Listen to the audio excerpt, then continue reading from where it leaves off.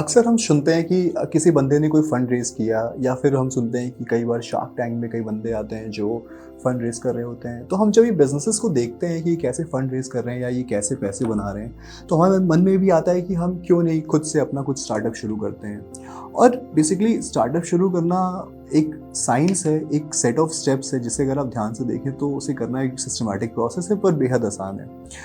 तो अगर हम बात करें इस art of building a business startup, तो उसके लिए हमें क्या करना होगा। मतलब इसलिए देखिए, अगर हम बात करें कि एंटरप्रेन्योरशिप क्या होता है, तो एंटरप्रेन्योरशिप अपने आप में बेसिकली बहुत ही सिंपल सा टर्म है कि आप कोई चीज़ क्रिएट करते हैं, कोई बिजनेस या कोई भी चीज़ क्रिएट करते हैं, वो सोसाइटी के लिए वैल्यू जनरेट करे और वो वैल्यू जब जनरेट हो रही हो उस प्रोसेस के दौरान पूरा का पूरा फ़ायदा भी आपको साइड बाय साइड मिलता रहे। मान लीजिए कि आपने देखा कि एटीएम के बाहर लाइन लगी हुई है पर बाहर में पीने का पानी का कोई साधन नहीं है। तो अगर आपको पीने का पानी नहीं मिलेगा तो फिर आप बेहोश भी हो सकते हैं। तो अगर आप ध्यान से देखिए तो वहाँ पे एक कॉज है, एक नेसेसिटी है पानी की बॉटल्स की, पैकेज्ड पानी की बॉटल्स की। तो अगर ये पैकेज्ड पानी की बॉटल वहाँ पहुँच जाती है तो लोगों को आराम मिलेगा, इससे लोगों को फ़ायदा मिलेगा, इस प्रोसेस से इवेंचुअली आप भी पैसे कमाएंगे। तो बस इतनी सी प्रोसेस है जिसमें अगर आप ध्यान से देखें तो एक बिजनेस क्रिएट करना है जो वैल्यूएबल भी हो सोसाइटी के लिए और दूसरा आपके भी काम आए। क्योंकि कई बार क्या होता है कि हम अगर बहुत सारा वैल्यू क्रिएट करने के चक्कर में अपने आप को भूल जाते हैं, अपना रिटर्न लेना भूल जाते हैं और इस चक्कर में पूरा का पूरा बिजनेस बैंकरप्ट जाता है, क्योंकि अल्टीमेटली आप ही तो हैं जो आप बिजनेस चला रहे हैं, है ना। तो सिंपल सा फंडा है एंटरप्रेन्योरशिप, मतलब एक ऐसा बिजनेस जो वैल्यू जनरेट करे, साथ ही साथ आपको ही फायदा दे। अब अगर हम इसकी बात करें तो इसको करने का स्टेप क्या है। मतलब बेसिकली देखिए, मेरे हिसाब से एंटरप्रेन्योरशिप सिंपल सा एक कॉन्सेप्ट है जिसमें दो टर्म्स आते हैं, यू एंड योर बिजनेस, मतलब आप और आपका बिजनेस। अब अगर आप, जैसे आपने बहुत सारी पढ़ाई करी स्कूल्स में, आपने साइंस पढ़ा, फिजिक्स पढ़ा, केमिस्ट्री पढ़ा, मैथ्स पढ़ा, आर्ट्स पढ़ा, तो ऐसे जितने भी सारे सब्जेक्ट्स आपने पढ़े, इस बीच में एक टर्म आप जो मेन चीज़ हम मिस कर जाते हैं पढ़ाई के बीच में, वो होता है आपका मैनेजमेंट स्किल्स। क्योंकि सिंपल सी बात है, मैनेजमेंट स्किल्स जैसे डिसीजन मेकिंग, मान लीजिए जैसे ऑर्गेनाइजेशन बिहेवियर या how to network, how to act as a leader, तो ये सारे जो फैक्टर्स हैं, ये सारे जो एलिमेंट्स हैं, ये उतने ही इंपॉर्टेंट है एक बिजनेस को चलाने के लिए जितना कि आपके प्रोडक्ट को सही होना, प्रॉफिटेबल होना, एक स्केलेबल सिस्टम होना, है ना। तो इन दोनों एस्पेक्ट्स को हमें ध्यान में लेके चलना पड़ेगा, क्योंकि ध्यान से देखिए, शुरुआत में या कभी भी आपके बिजनेस में आप ही आपकी दुकान है, आप ही आपके बिजनेस को रिप्रेजेंट करते हैं। तो अगर आप अपने बिजनेस को नहीं समझ सकते, अगर आप अपने आप को बिल्डअप नहीं कर सकते, तो फिर अल्टीमेटली आपका बिजनेस कोलैप्स कर जाएगा, क्योंकि आप ही सब कुछ रिप्रेजेंट कर रहे हैं and you are actually the soul behind it. मतलब अगर आप ध्यान से देखिए तो एक फैक्ट के हिसाब से आफ्टर द ओनर डाइज और leaves the company, 90% of the companies fail because of that reason. So कहीं ना कहीं ये एंटरप्रेन्योर, ये बेसिकली जो बंदा जो बना रहा है बिजनेस, वो कहीं ना कहीं इंपॉर्टेंट तो होगा कि इतने सारे लोग मिलकर उसे रिप्लेस नहीं कर सकते, है ना। तो जब हम बात करते हैं एंटरप्रेन्योरशिप की, तो इन चीज़ में दो एस्पेक्ट्स होते हैं, आप और आपका बिजनेस। तो अगर हम आपकी बात करें तो आपके भी दो एस्पेक्ट्स होते हैं, आपके पर्सनल स्किल्स और आपके फाइनेंशियल स्किल्स, ठीक है। अब पर्सनल स्किल्स में क्या आता है, आपके कम्युनिकेशन स्किल्स। अब मान लीजिए आप कैसे लोगों से बात कर रहे हैं, आप लोगों से बदतमीज़ हैं या प्यार से बात कर रहे हैं। जिस तरह से आप बात करते हैं वही डिफाइन करता है कि आपसे लोग कैसे मिलेंगे, आपसे ट्रीट कैसे करेंगे। देखिए, 1000 लोग के 1000 चेहरे, पर हर इंसान का अपना एक चेहरा होता है एक इंसान के सामने। वो कब आता है, वो इस बात पे आता है कि सामने वाला इंसान कैसा है। तो अगर आप लोगों से प्यार से बात करें तो आप भी उनका हैप्पी फेस ही देखेंगे, अगर आप उनसे बदतमीज़ बात करें तो आप उससे नाराज़ वाला रूप देखेंगे। तो कहने का मतलब ये है कि कम्युनिकेशन स्किल्स बहुत इंपॉर्टेंट है अगर आप बात करें एज एन एंटरप्रेन्योर के लिए। फिर आपकी आती है प्रेजेंटेशन स्किल्स। अब प्रेजेंटेशन स्किल्स क्या है, मतलब मान लीजिए कि आप कोई भी आइडिया प्रेजेंट कर रहे हैं, क्या वो आइडिया किसको प्रेजेंट कर रहे हैं। अगर आपके क्लाइंट है तो क्लाइंट के हिसाब से वो अलग प्रेजेंटेशन होगा, अगर आपका बिजनेस मॉडल आपका फ्रेंड है तो उसके लिए अलग से होगा, अगर आपके एम्प्लॉयज़ हैं तो उसके लिए अलग से होगा। तो ये प्रेजेंटेशन एक ही आइडिया के डिफरेंट फॉर्मेट में बहुत ज़रूरी है अगर आपको बिजनेस बिल्डअप करना है तो, बिकॉज ये आपके हर एक स्टेप में, हर एक स्टेज पे काम आने वाला है। तो ये प्रेजेंटेशन हो गया। फिर आपका आता है डिसीजन मेकिंग स्किल्स। अब मान लीजिए अगर आप डिसीजन मेकिंग स्किल्स पे काम कर रहे हैं, जैसे आपको कोई फैसला लेना है और जल्दी लेना है। अब उस फैसले की, देखिए, हर फैसला सही या गलत नहीं होता, इट्स ऑल ग्रे। तो कई फैसले ऐसे होते हैं जिसमें कुछ प्रोज होते हैं, कुछ कॉन्स होते हैं, कुछ प्रोज और कॉन्स, मतलब एक मिक्सचर होता है। तो वो फैसले ऐसे होते हैं, जैसे ही मान लीजिए कि आपको किसी रिसोर्स को निकालना पड़े, आपके पास कोई मुश्किल आ जाए, किसी भी टाइम पे आपको रिसोर्स निकालना पड़े, तो उस रिसोर्स को आप क्यों निकालेंगे अगर आपके पास ऑप्शन है कोई और रिसोर्स को निकालने का? मतलब there is always a comparison कि कौन जाएगा पहले। एक सिंपल से एग्जांपल दे रहा हूँ मैं, अगर ये फैसला आया तो डिसीजन मेकिंग स्किल्स उतनी ही इंपॉर्टेंट है जितना आपका कम्युनिकेशन और प्रेजेंटेशन। फिर आपका आता है leadership skills. Of course you have to act as a leader because you are building your business and people are going to follow you because you have a vision.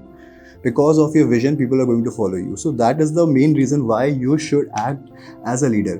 आपको अपने लोगों को अपने साथ लेके चलना पड़ेगा, उन्हें समझाना पड़ेगा कि आप बेसिकली चाहते क्या हैं, आप करना क्या चाहते हैं, आपका विजन क्या है, आप लोगों को कन्विंस कर सके, उनकी मुश्किलों को सॉल्व कर सके।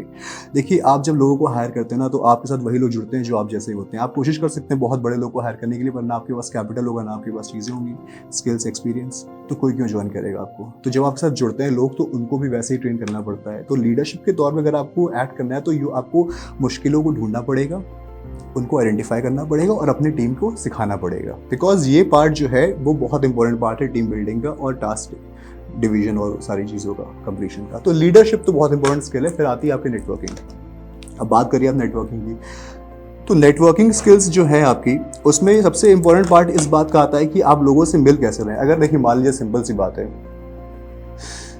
आपके पास 10 लोग का सर्कल है, उस 10 लोग के सर्कल से आप कुछ भी नहीं कर सकते। सिंपल सी बात है, आपको अपना सर्कल बड़ा करना पड़ेगा, आपको लोगों से नेटवर्क करना पड़ेगा। देखिए, बड़ा बनना तभी पॉसिबल है जब आपके आसपास के लोग बड़े हों। आप भिखारियों के साथ बैठ के आप अमीर नहीं बन सकते। तो आपको अपना सर्कल भी वैसे रखना पड़ेगा जो एक्चुअली में आपको मोटिवेट करेगी आप उनके जैसा बने। तो ये नेटवर्किंग वाला एलिमेंट इसलिए बहुत इंपॉर्टेंट आता है क्योंकि आपको बहुत सारे ऐसे मोमेंट आएंगे जब आपको अपने क्लाइंट से मिलना पड़ेगा, आपको अपने बिजनेस पार्टनर से मिलना पड़ेगा, उनसे बातें करनी पड़ेंगी। तो नेटवर्किंग वहीं से होता है। कहाँ से आपको कौन सा क्लाइंट मिल जाए कोई नहीं जानता, बट आपको कोशिश तो करनी पड़ेगी ना। तो that is the element, that is networking. अब आप इंट्रोवर्ट हो सकते हैं, एक्सट्रोवर्ट हो सकते हैं। एक्सट्रोवर्ट होने का मतलब ये नहीं कि आप नेटवर्किंग बहुत अच्छे हैं। एक्सट्रोवर्ट होने का मतलब सिर्फ से कुछ मतलब नहीं है इस बात का। आप नेटवर्किंग इज अ साइंस जिसमें एक स्टेप प्रोसेस होता है। हर आदमी इंट्रोवर्ट है काफ़ी हद तक, हर आदमी एक्सट्रोवर्ट है काफ़ी हद तक। इट डिपेंड्स, कोई भी कम्प्लीटली 100% नहीं होता। तो इट डिपेंड्स कि आप कैसे जो है इस काम को आगे बढ़ाएंगे। लोगों से मिलिए, नेटवर्किंग करिए, उनसे बात करिए, इस तरह से हम चीज़ें सेटअप करेंगे। अब आपका नेटवर्किंग हो गया, इसके बाद आपका आता है ऑर्गेनाइजेशनल बिहेवियर। जैसे अगर आप बात करिए तो ऑर्गेनाइजेशनल बिहेवियर क्यों इंपॉर्टेंट है, क्योंकि आपको एक ऑर्गेनाइजेशन चलानी है। आप स्क्रैच से एक कंपनी बना रहे हैं जिस कंपनी के बारे में कोई एग्जिस्टेंस पहले कुछ नहीं थी। आप एक ब्रांड नाम कुछ सोचा, आपके मन में आया, आपने उसका ब्रांड बनाया, तो इसके पहले तो कुछ भी नहीं था। तो इस ऑर्गेनाइजेशन को रन करने का सबसे जो कल्चर जो बनता है ना, वो आप पे डिपेंड करता है कि आप कैसे ट्रीट कर रहे हैं। अगर आप बायस्ड हैं अपने एम्प्लॉयज़ के बीच में, अगर आप किसी कैंडिडेट को प्रेफर करते हैं किसी और के ऊपर, तो ऑफकोर्स आपके टीम मेंबर्स भी यही सीखेंगे, उनको पता रहेगा, आपके अच्छे एम्प्लॉयज़ काम करना बंद कर देंगे। तो ऑर्गेनाइजेशनल बिहेवियर बहुत ज़रूरी है ये बात समझने के लिए। अगर आपकी टीम चलानी है तो आपको अपने साथ लोग लेके चलने पड़ेंगे, वो कल्चर बनाना पड़ेगा जिस कल्चर को आप विजनराइज करते हैं, जिस कल्चर को आप चाहते हैं कि मेरी टीम में बने, उसके लिए आपको खुद से वो चीज़ें सेटअप करनी पड़ेंगी। फिर आपके आते हैं of course health and emotion. अब मान लीजिए कि आप बहुत ऐसे मौके आते हैं बिजनेस बनाने के दौरान जब आपको बहुत गुस्सा आता है, आपको मन करता है आप लड़ाई करें, शीशे फोड़ दें, सब करने का मन करता है। भाई बिल्कुल सी बात है, बहुत मेहनत का काम होता है बिजनेस बनाना। तो अगर आप बिजनेस पे काम कर रहे हैं तो सबसे इम्पॉर्टेंट एस्पेक्ट जो है आपका वो ये होता है कि आप अपने एंगर को कैसे कंट्रोल करते हैं। आप कैसे कंट्रोल करते हैं अपने अंदर एंग्जाइटी को। अगर आपका क्लाइंट आपके मैसेज को फॉरवर्ड नहीं कर रहा है तो इसका मतलब ये नहीं कि आप 10-12 मैसेज भेज देंगे। उसके पीछे आपको अपनी एंग्जाइटी को कंट्रोल करना पड़ेगा, आपको अपने इमोशंस कंट्रोल करने पड़ेंगे। Because if you not going to act as a professional leader, you not going to become one, so you have to act like one. तो इस तरह से आप समझिए, इस तरह से होता है कि हमारा कैसे हमारे, और साथ ही साथ सोना बहुत ज़रूरी है। आप अक्सर हम लोग 8 घंटे की नींद नहीं लेते, 8 घंटे सोना शुरू करिए। ज़िंदगी में आपको आगे बढ़ना है तो छोटे छोटे घंटे बचाना छोड़ दीजिए, मेन काम करिए, टाइम पे नींद लीजिए, प्रॉपर काम करिए, कम काम करिए, अच्छे काम करिए, सॉलिड करिए बस। तो खैर वापस आते हैं अपने टॉपिक पे। अब इस टॉपिक पे हमने कवर कर लिया कि हमारे पर्सनल एस्पेक्ट्स क्या क्या होते हैं। एक आध और एस्पेक्ट्स होते हैं, उसके बारे में आराम से बात करेंगे। अगला एस्पेक्ट जो आपका आता है वो आपका आता है फाइनेंशियल एस्पेक्ट। अब मान लीजिए कि आपने बहुत पैसे कमाए, बिजनेस बनाया, बिजनेस से बहुत पैसे कमाए। अब अल्टीमेटली आप पैसे कमा तो रहे हैं पर आपके पास रुक नहीं रहा है, वो सब गायब हो जा रहा है। आपकी अय्याशियाँ बहुत ज़्यादा हैं। क्या मतलब है इस बात का? बिजनेस बनाने का मतलब ही क्या हुआ? अगर आपके पास अपने पर्सनल फाइनेंशियल सेटअप नहीं है तो अल्टीमेटली होगा क्या, आप जो है डिजास्टर की तरफ ही जा रहे हैं। तो आपके जाते आते आपकी कंपनी में चली आएगी। तो पर्सनल फाइनेंस का होना बहुत ज़रूरी है, ना सिर्फ आपकी पर्सनल एस्पेक्ट की वजह से बट बिजनेस के एस्पेक्ट से भी। ठीक है। तो अगर हम बात करें पर्सनल एस्पेक्ट्स की, तो पर्सनल एस्पेक्ट्स में बहुत सारी चीज़ें होती हैं, जैसे कि पैसा क्या है, मतलब पैसा हम कमाते हैं, पैसा क्या है, मान लीजिए पैसा है क्या है एक्चुअली में, देखिए तो पैसा एक कमोडिटी तो है। आप मैंने ये टेबल बनाई, मैंने ये टेबल बना के कमोडिटी बना दी, मैंने कहा कि लोग मुझसे एक्सचेंज कर लो, ये कमोडिटी टेबल ले लो, वो कमोडिटी पैसा दे दो, आपका काम अच्छा लगा, टेबल अच्छा लगा, लोगों ने पैसा दे दिया आपको। Ultimately money is a commodity that you have to exchange with someone and you have to exchange it to the amount that it satisfies your needs and desires, that's it. So ये money भी law of attraction पे काम करती है कि money ऐसा नहीं कि अब गरीब है तो पैसा आपके पास आता रहेगा, क्यों, बिकॉज पैसा पैसे को अट्रैक्ट करता है। तो पैसा की चाहत रखना, पैसा बनाना, ये चीज़ बहुत इंपॉर्टेंट है। ये चीज़ हमें समझनी पड़ेगी। पर्सनल फाइनेंस तब तक नहीं बनेगा जब तक कि आप बात करें मैं अच्छा टीचर तो हूँ, मैं अच्छा डॉक्टर तो हूँ, बट पैसे से मुझे कोई मतलब नहीं, तो फिर पैसे को भी आपसे मतलब नहीं रहेगा। तो खैर पर्सनल फाइनेंस में बहुत सारे एस्पेक्ट्स होते हैं। फिर आपके आते हैं कि आप डेट कैसे मैनेज करेंगे, फिर आपका आता है आपका इंश्योरेंस कैसे होगा, टैक्सेस कैसे होंगे। तो ये सारी चीज़ों को समझना बहुत ज़रूरी है अपनी पर्सनल फाइनेंस को मेंटेन करने के लिए। साथ ही साथ आपके इन्वेस्टमेंट ऑप्शंस क्या क्या हैं, तो ये चीज़ें पर्सनल फाइनेंसेस में आती हैं। फिर हम बात करते हैं, अब हमारे पर्सनल को हमने पूरा कर लिया, यू द एंटरप्रेन्योर जो बनने वाले हैं, जो ये आप हैं वो आपका ये बेसिकली हो गया। अब आपका नेक्स्ट आता है योर बिजनेस। अब बिजनेस बनाना बेसिकली बहुत ही सिंपल सा प्रोसेस है, एक it's a scientific process, but the thing is कि अगर हम इसको डिफाइन करें कि बिजनेस क्या है, डेफिनेशन तो मैं आपको बहुत दे दूंगा कि इट्स अ कमर्शियल वेंचर जहाँ पे आप कुछ प्रोडक्ट बनाते हैं and you make money and all those kind of things. But the thing is कि बिजनेस क्या है, बिजनेस एक्चुअली 3 पार्ट में हम डिवाइड कर सकते हैं। क्या है तो समझ लिया आपने, क्या है मतलब बेसिकली होता क्या है।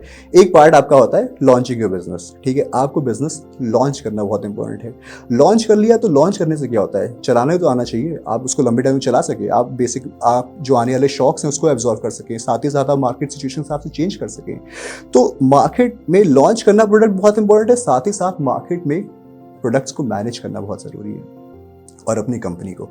तो launching your business plus managing your business plus expanding your business, ये 3 एस्पेक्ट्स आपके बिजनेस को डिफाइन करते हैं, ठीक है।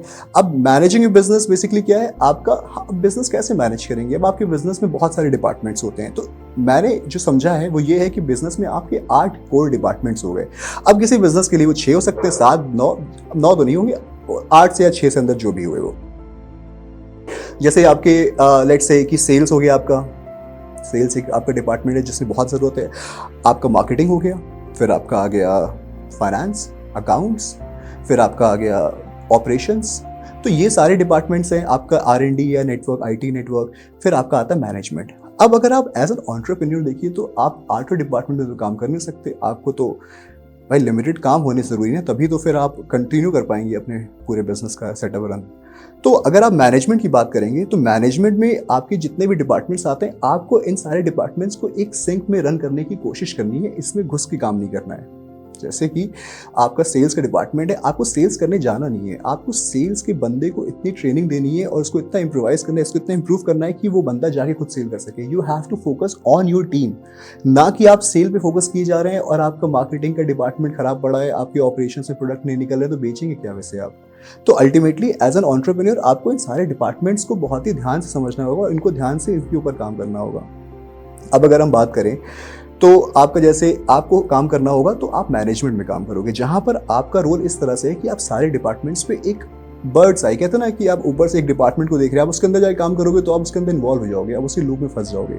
आपको उसको एक बाहरी विजन से देखना है कि ये टीम कर क्या रही है, इसका प्रोडक्टिव कितना है, ये काम भी कर रही है, खाली एक्सपेंसेस ही इसके ज़्यादा है। तो ये सारे जो डिपार्टमेंट्स हैं, आपको इस विजन से सारे डिपार्टमेंट्स को देखना होगा, उसको उस हिसाब से सेटअप करना होगा, ठीक है। अब आपने मैनेजमेंट बना लिया, आपने बिजनेस लॉन्च भी है। अच्छा, लॉन्च के बारे में हमने बात नहीं करी। लॉन्च का बेसिकली एक सेट प्रोसेस होता है। मान लीजिए आपके मन में कोई आइडिया आया कि आपको इस पे बिजनेस बनाना है, ठीक है। अब बिजनेस बनाने से पहले आपको ये पता होना चाहिए कि जो प्रोडक्ट आप लॉन्च कर रहे हैं, जो आइडिया लेके चल रहे हैं, वो लोग खरीदेंगे कि नहीं खरीदेंगे। ऑफ कोर्स, मतलब ये जानना बहुत जरूरी है। अब मान लीजिए कि आपका आइडिया यूनिक नहीं है, मान लीजिए कि वो कॉपीड है। अगर वो कॉपीड है तो आप उसे कहीं से भी कंपटीशन एनालिसिस करके उसके बारे में सब कुछ जान सकते हैं। पर अगर आपका आइडिया यूनिक है तो उसके लिए एक सेट प्रोसेस और सिस्टम होता है जिसको हम लॉन्चिंग योर बिजनेस में कवर करते हैं। तो लॉन्चिंग योर बिजनेस में बेसिकली क्या होता है, मान लीजिए कि आपके पास कोई आइडिया है, मान लीजिए आपके पास आइडिया एक चेयर बनाने का, ठीक है। अब अगर आप वो चेयर जो बना रहे हैं, उस चेयर के बारे में आपने एक आइडिया कंसीव किया, तो पर ये आपको सोचना होगा कि वो चेयर किसके लिए है, टारगेट ऑडियंस क्या है हमारा। या अगर हम बात कर रहे हैं कि हमें ये चेयर बेचनी है तो हमें कहाँ बेचनी है, कैसे बेचनी है, कौन खरीदेगा इसको, इसकी प्राइसिंग क्या होगी। तो ये सारी चीज़ें ना पहले हमें कंसेप्चुलाइज करनी पड़ेगी। एक आइडिया जो आपके दिमाग में आता है वो काफ़ी वेग होता है। वेग एज इन द सेंस कि मतलब आपको काफ़ी सारे उसके ऊपर काम करने की ज़रूरत है ताकि वो एक पॉलिश हो सके। जैसे मान लीजिए कि अगर मैं बात करूँ कोई आइडिया भी है तो चेयर का जो फॉर्मेट आप देख रहे हैं वो फॉर्मेट आगे पहले नहीं होगा, जो आपके दिमाग में आएगा। दिमाग में आने के बाद आपको उसे और कंसीव करना है, उसे और नरिश करना है, उसे और नर्चर करना है ताकि वो एक स्पेसिफिक ऑडियंस को टारगेट करे। जैसे बिजनेस की फील्ड में एक लाइन कहते हैं कि if you are catering to everyone you are catering to no one at all. तो अपने टारगेट ऑडियंस को समझिए, अपने आइडिया को इतना शार्पन करिए कि एक section of segment of people को आप टारगेट कर रहे हैं, उसके बाद की बात तो बाद में आएगी। तो इस तरह से आप अपने आइडिया को कंसीव करेंगे, नर्चर करेंगे, उसका प्लान बनाएंगे, बिजनेस मॉडल समझेंगे, उसके बाद जाकर के अपना प्रोटोटाइप तैयार करेंगे, फिर लॉन्च करेंगे। तो ये कहानी तो भी बहुत लंबी है, इसके ऊपर हम बाद में आएंगे। हमारे वीडियो सेक्शन में जो लॉन्चिंग बिजनेस का सेक्शन है उसको वहाँ पे हम और वीडियोस में इसके बारे में बात करेंगे डिटेल में। पर फिलहाल हम चलते हैं अपने थर्ड पार्ट पे जो कि बिजनेस का है, बिजनेस एक्सपेंशन। अब बिजनेस एक्सपेंशन से मतलब क्या है, जैसे मान लीजिए कि आपके पास एक पेन का बिजनेस है, आप पेन बनाते हैं। अब आपके पेन के बिजनेस साथ साथ आपने देखा कि पेंसिल की भी डिमांड काफ़ी अच्छी है तो आपने पेंसिल बनाना शुरू कर दिया। तो इस तरह से आपने अपने प्रोडक्ट को एक्सपैंड किया। मान लीजिए कि आपके पास पेन आप बेच रहे हैं इंडिया में, आपको यूएस में बेचना है, तो आपने अपने पेन को यूएस में बेचा। तो जैसे ही आपने अपने पेन को इंडिया के अलावा यूएस में बेचा, आपका पेन एक्चुअली आपका मार्केट बढ़ गया। तो मार्केट एक्सपेंशन कहते हैं इसको। ऐसे ही बहुत सारे तरीके होते हैं बिजनेस में अपने बिजनेस को एक्सपैंड करने के लिए। और साथ ही साथ हम कवर करेंगे इसमें फंड रेजिंग की बातें कि फंड रेज कैसे करें, किन किन चीज़ों के लिए जरूरत पड़ती है फंड रेजिंग के लिए। और मैं इसको इस सेक्शन में इसलिए भी इंक्लूड कर रहा हूँ क्योंकि देखिए, आप अगर अपने बिजनेस को शुरू करना चाहते हैं तो आपको बहुत सारे फंड की जरूरत नहीं पड़ेगी। You have to start small. आप अपने काम पे फोकस रखिए, अपने आइडिया को अच्छा करिए, अपने बिजनेस को अच्छा करिए। जैसे ही आप ये चीज़ें सेटअप कर देंगे, अपने आप फंड रेजिंग की आपको जरूरत नहीं पड़ेगी, लोग अपने आप आके फंड देंगे आपको। Of course you have to make some network and you have to get in touch, but that will happen for sure.